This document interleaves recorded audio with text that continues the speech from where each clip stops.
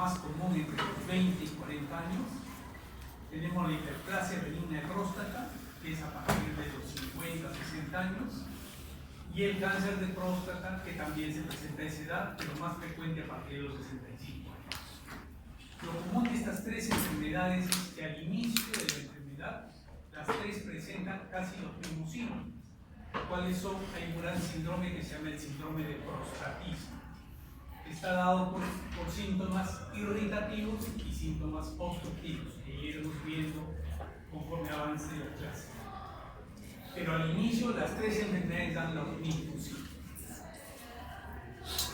La prostatitis, como les dije, es más común entre los 20 y 40 años en la gente sexualmente activa. Mucho tiene que ver con las relaciones sexuales. Hay diferentes tipos de prostatitis. Prostatitis aguda y la prostatitis crónica.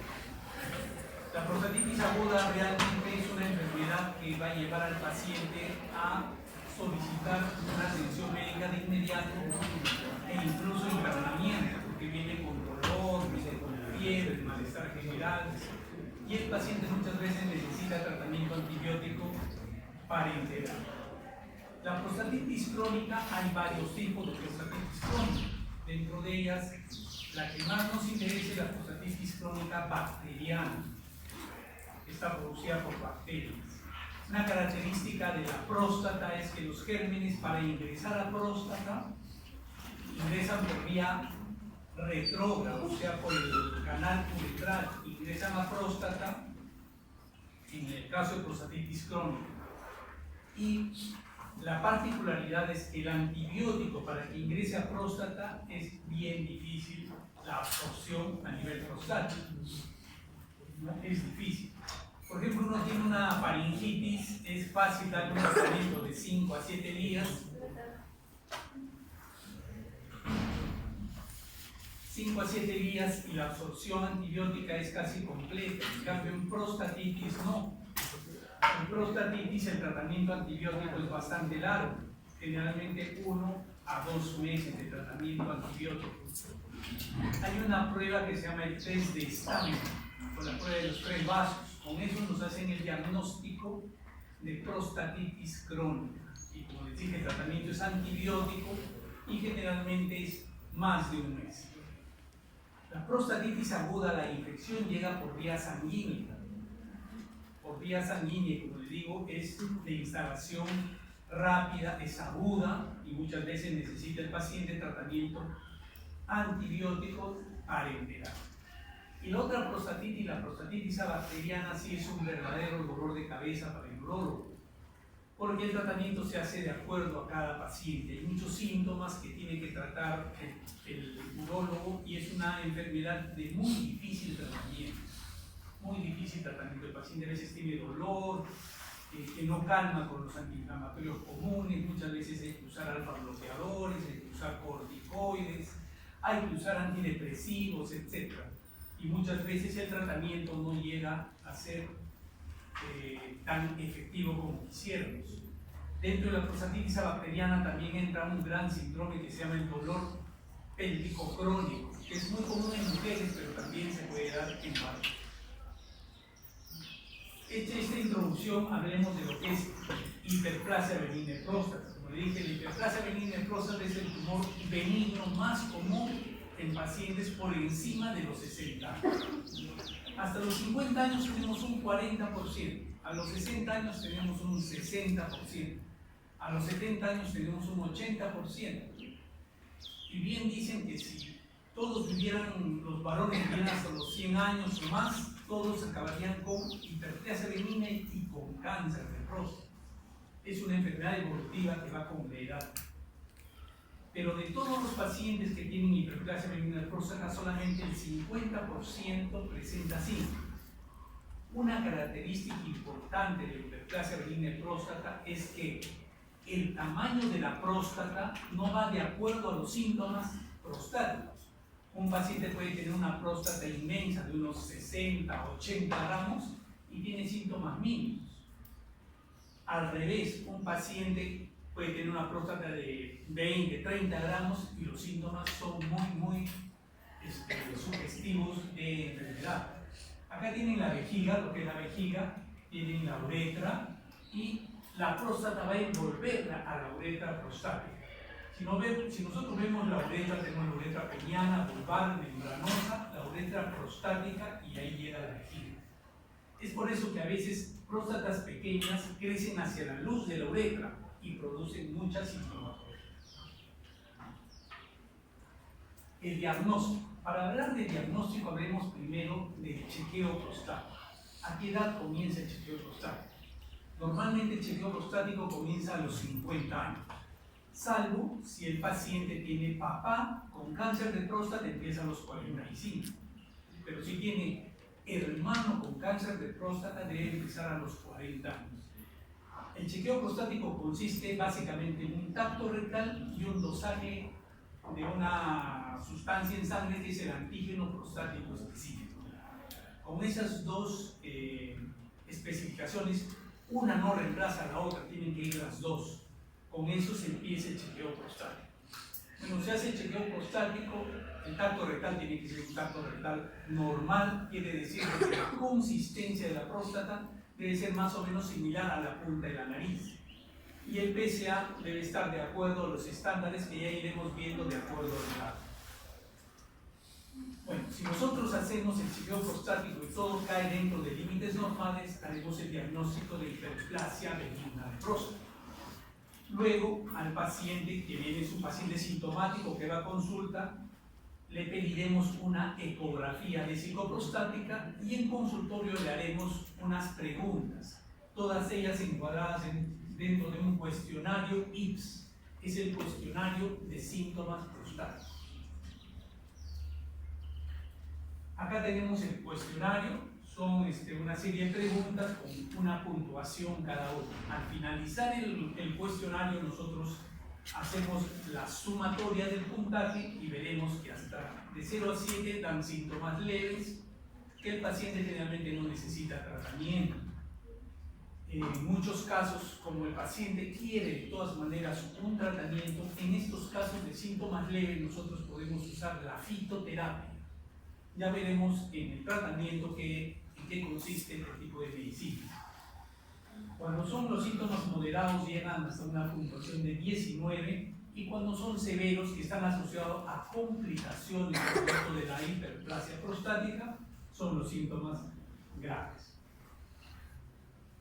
De ahí seguiremos con la historia clínica viendo los antecedentes, ¿no? Para los antecedentes es importante preguntar qué cosas.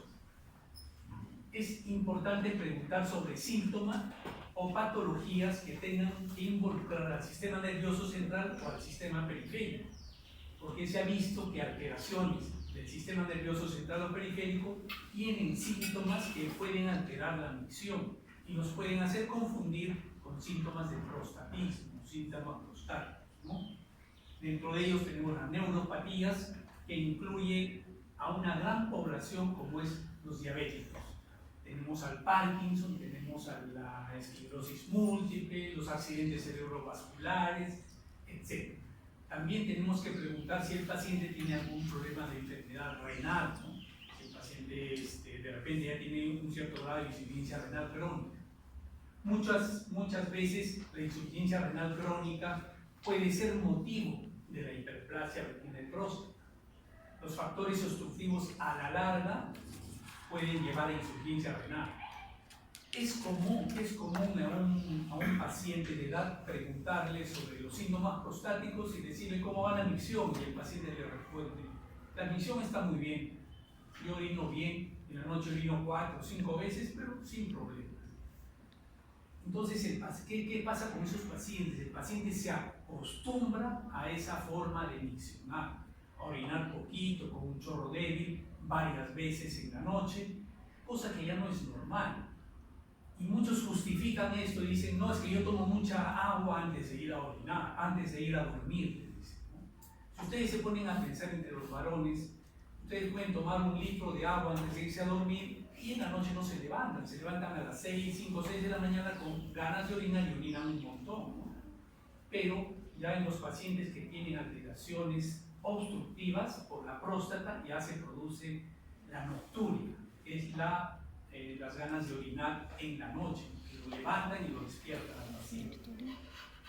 Bueno, el examen físico, como les dije, lo importante es el tacto rectal, sobre todo la consistencia de la próstata. No tanto el volumen prostático, pero de alguna manera nos da información acerca del volumen prostático. Pero más que todo, hacemos el tacto rectal para ver la consistencia de la próstata. Es una próstata blanda. Si palpamos algo duro o palpamos un nódulo, sería un tacto rectal anormal. Y ese paciente tiene que ir a descartarse un cáncer de próstata. También hay que hacer una palpación hipogástrica, ¿no? ¿Por qué? Porque a ese nivel se encuentra la vejiga y muchos pacientes crónicos tienen una retención urinaria crónica. Incluso muchos pueden hacer globo-obesidad. Hay que ver si está incluido entre los signos la retención urinaria. Los exámenes auxiliares, importante el PSA, pero también importante el examen de orina para ver si hay infección, para ver si hay hematuria microscópica, valores de la función renal como la creatinina, la urea, ver si el paciente es diabético, una glucosa, son exámenes muy importantes. La ecografía vésico-prostática básicamente me va a dar volumen prostático, cuánto pesa esa próstata. Sabemos que el volumen prostático normal va hasta 20 gramos y nos da el volumen prostático. Y otro factor importante que me da es el residuo postmiccional.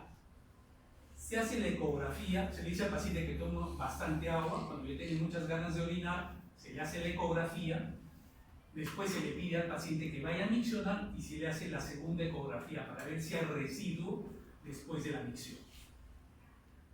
El residuo postmiccional es muy importante. Sabemos que el residuo postmiccional normal es hasta el 10%.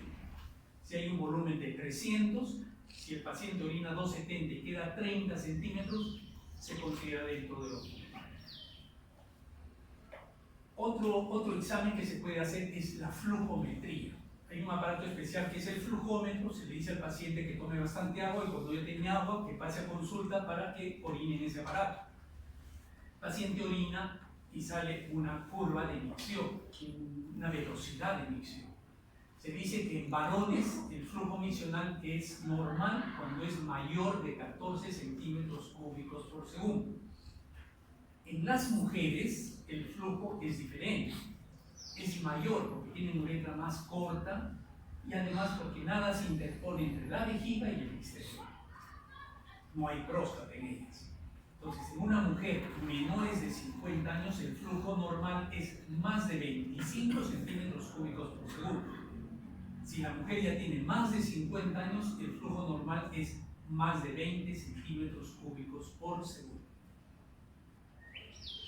Y un examen también importante para ver cuánto ha crecido la próstata hacia la luz prostática y también para decidir si yo puedo hacer un tratamiento endoscópico con facilidad. Porque ahí me va a dar cuánto de uretra prostática mide, o sea, me va a dar qué volumen prostático hay. Si el volumen es muy alto, a veces la cirugía endoscópica va a ser más larga, es un poco más difícil. Ya lo explicaremos eso más adelante. Entonces, esto ya saben, es el cuestionario IPS para síntomas prostáticos y la cistoscopía, ¿no? La cistoscopía que puede ser rígida. Cuando es rígida se usa un aparato, el cistoscopio rígido, que es un aparato de fierro que va a ingresar por la uretra peniana. Para esto el paciente necesita una sedación o si no una anestesia, porque si no va a ser imposible hacer el examen. Pero si yo tengo en mi consultorio un cistoscopio flexible, fácilmente puedo hacer la cistoscopia, es como si estuviera introduciendo una sonda delgadita por la uretra. Y voy a ver las diferentes imágenes. Por ejemplo, acá tengo una próstata que está completamente obstructiva. Si ustedes ven esto es el verum montano. El verum montano es un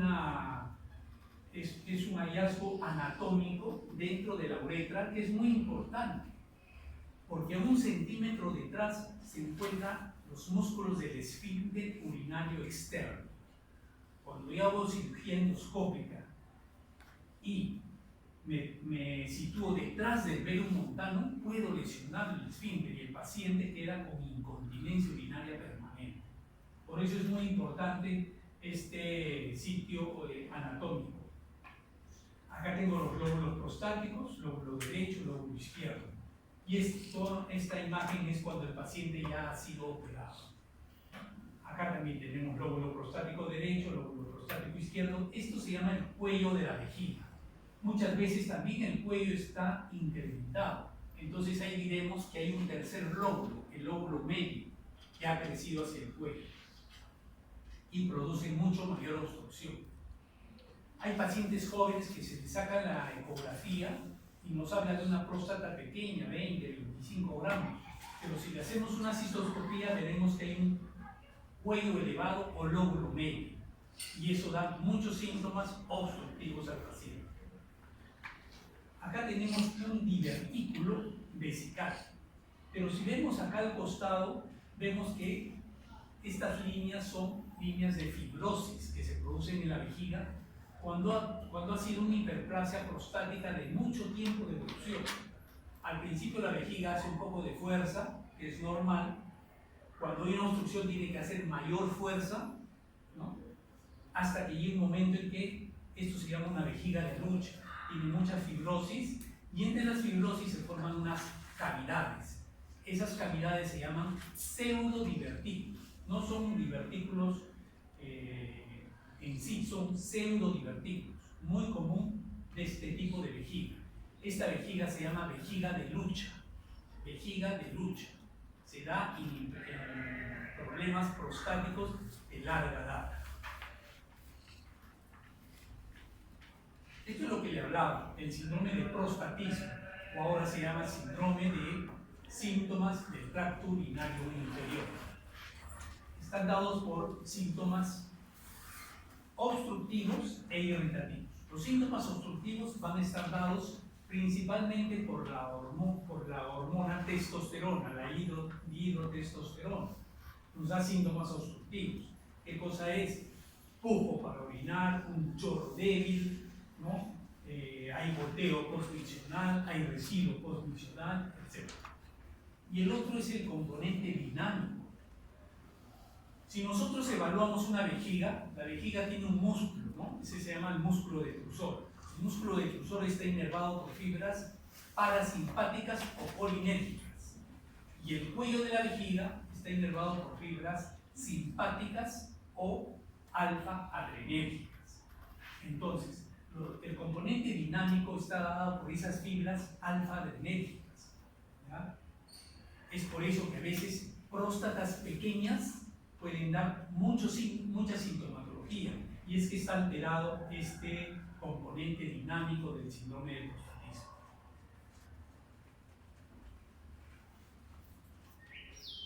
Las complicaciones de la hiperplasia benigna de próstata. La más común, la retención urinaria aguda. Paciente de larga data que no tiene tratamiento. Muchos van a ver ustedes pacientes en emergencia que llegan después de haber estado libando licor, y llegan y dicen he estado tomando y de ahí ya no he podido orinar. El factor desencadenante son una serie de fármacos, pero dentro de ellos principalmente está el alcohol, y produce una retención urinaria aguda al paciente. Y hay que introducir una sonda para poder extraer la orina. Crónicamente, como ya les dije, primero la vejiga se va alterando, va a producir una vejiga, lo que se llama una vejiga hiperactiva, esa vejiga que hace eso. De ahí ya se forman las fibrosis, los pseudodivertículos. ¿Y qué va a pasar con esa vejiga? Que esa vejiga se va a dilatar, pero ya no va a tener la capacidad de contraerse, ya no se contrae. Así yo lo opere ese paciente no va a recuperar su micción como antes. Y muchas veces va a decir, ¿sabe qué? Me han operado mal. No es que lo hayan operado mal, sino que ha demorado mucho tiempo en operarse. Entonces esa vejiga ya no reacciona como antes, ya no se contrae y el paciente no puede orinar bien. Esa retención crónica en la vejiga también se traduce hacia los riñones. Y al traducirse hacia los riñones, ¿qué nos va a dar? En primer lugar, infecciones crónicas, infección, y posteriormente nos puede llevar a insuficiencia renal crónica. Muchos pacientes de estos llegan a diálisis. ¿Por qué? Simplemente por la próstata. No son hipertensos, no son diabéticos, pero sí han tenido una hipertrofia prostática de muy larga data sin tratamiento. Otra complicación son los cálculos de vejiga, ¿no? Al estar la orina mucho tiempo retenida en vejiga, puede ir formando cálculos. Y la hematuria, que es característica, ¿no? Paciente con hematuria puede ser debida a problemas benignos, dentro de los cuales están los cálculos, está la próstata, o problemas malignos, todo tipo de cáncer, cáncer renal, cáncer de ureter, cáncer de vejiga, cáncer de próstata, etc.